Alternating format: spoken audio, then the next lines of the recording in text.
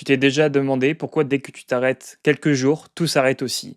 Pourquoi ton équipe te pose encore 1000 questions? Pourquoi tu as l'impression que sans toi, rien n'avance? La vérité, c'est que ton système ne dépend pas de toi par hasard. Tant que ce système reste comme ça, tu resteras le moteur et l'obstacle de ta boîte. Je te dis ça parce que je l'ai vécu. Pendant des années, tout passait par moi. Décision, validation, relance. J'avais pas un problème d'équipe, j'avais un problème de structure. Dans cette vidéo, je vais te montrer comment faire avancer ton équipe sans être derrière eux. Comment créer un système qui tourne sans toi et devenir un dirigeant dispensable sans perdre le contrôle. On va voir en 4 étapes. Comment inverser la dépendance de ton équipe, la transformation d'une zone en difficulté, le vrai moteur du changement et enfin ce qui change quand ton équipe avance sans toi. Partie 1, comment inverser la dépendance de ton équipe. Premier, il faut responsabiliser tout le monde. Le vrai problème, c'est que dans beaucoup d'entreprises, les gens ne sont pas responsables. Ils sont assignés à des tâches, on leur dit quoi faire, mais pas pourquoi ils le font. Et de ce fait, ils exécutent, ils ne décident pas. Si tu veux une équipe autonome, il faut que chacun se reconnaisse acteur du résultat. Concrètement, ça veut dire quoi? Mettre noir sur blanc les responsabilités, pas juste la mission, mais la responsabilité directe. Tu es garant de ces résultats, pas de cette action. Et les managers, leur rôle change. Ils ne sont plus là pour contrôler, mais pour faire grandir les autres. Leur mission, c'est de s'assurer que les gens deviennent meilleurs qu'eux. C'est ça le vrai job d'un manager. C'est comme ça qu'on libère une entreprise de la dépendance à son dirigeant. Deuxième, c'est ce qu'on appelle la montée en compétences. L'autonomie, c'est pas un mot à la mode, c'est une conséquence de la montée en compétences. Tant que tes collaborateurs ne maîtrisent pas leur sujet, tu seras obligé d'intervenir, de valider et de corriger. Mais attention, monter en compétences, ce n'est pas les envoyer à une formation théorique sur la communication bienveillante. C'est du concret. C'est leur apprendre comment résoudre les problèmes eux-mêmes, comment décider et comment anticiper. Et surtout, c'est favoriser la polyvalence. Parce que si ton assistante administrative part en vacances et que tout s'arrête, c'est que ton entreprise repose sur des personnes, pas sur la structure. Et dire à un client revenez dans 2 semaines, c'est littéralement lui dire allez vous faire voir. Une boîte performante ne s'arrête jamais à cause d'une absence. Troisième, il faut donner la vision. Une entreprise sans direction, c'est comme une voiture sans volant. Tu peux avoir un super moteur, mais tu vas droit dans le mur. Ton rôle ici, en tant que dirigeant, c'est de porter la vision de ta boîte. Pas d'être le meilleur opérateur, ni le meilleur technicien. La vision, c'est ce qui donne du sens à tout ce que les gens font. Regarde Steve Jobs. Les gens ne travaillaient pas pour lui, ils travaillaient avec lui pour construire quelque chose de plus grand. Quand ton équipe comprend le pourquoi, elle trouve le comment. Et tu n'as plus besoin de pousser les gens, ils avancent tout seuls, en pilote automatique. Et là, on arrive à la partie la plus importante qui est structurer l'autonomie. Parce que l'autonomie, c'est pas un discours, c'est un système. Tu dois créer un cadre clair, visible et partagé par tous. Par exemple, sur un logiciel de gestion de projet, chaque tâche est notifiée et n'importe qui peut l'exécuter tant qu'il est formé. Ça, c'est un vrai système. Un système qui absorbe le risque et qui rend le savoir collectif. Et qui empêche ton entreprise de dépendre d'une seule personne, d'un collaborateur ou même d'un manager. Tu vois, ce que je viens de te montrer là, c'est exactement ce qu'on met en place avec les dirigeants qu'on accompagne. Le but, c'est pas juste de faire bouger les gens, c'est de créer un système complet qui tourne tout seul, où chacun sait quoi faire, pourquoi il le fait. Et surtout, le dirigeant n'a plus besoin de porter toute la boîte sur ses épaules. Si aujourd'hui, tu as une envie de structurer ça pour de vrai, je t'ai préparé un plan stratégique offert qu'on appelle InnoStart.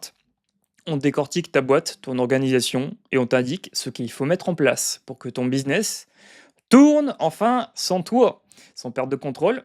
Le lien est juste en description YouTube, tu peux le réserver dès maintenant. On va voir en partie 2 la transformation d'une zone en difficulté.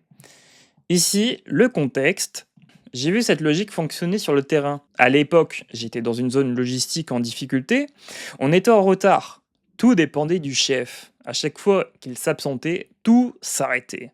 C'est épuisant, frustrant et totalement inefficace. Et un jour, j'ai dit à l'équipe, on va passer du pire pôle de l'entreprise au meilleur. C'était clair, simple et ambitieux. Et ce défi, il a tout changé. On a mis en place un tableau de pilotage visible de tous. Chaque matin, les équipes savaient quoi faire, pourquoi et jusque où aller. J'ai arrêté de faire à leur place. Je leur ai transféré la responsabilité des résultats.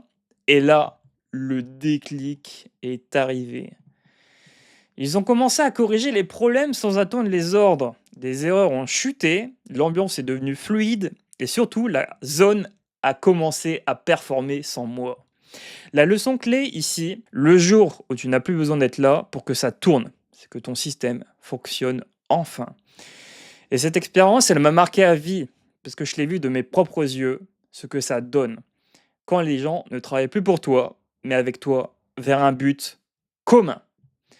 Partie 3, le vrai moteur du changement. La confiance, ce n'est pas un mot gentil, c'est une stratégie. Si tu crois que tes collaborateurs vont échouer, ils échoueront. Si tu crois qu'ils peuvent réussir, ils réussiront. Et quand il y a une erreur, tu ne cherches pas un coupable, tu cherches une solution.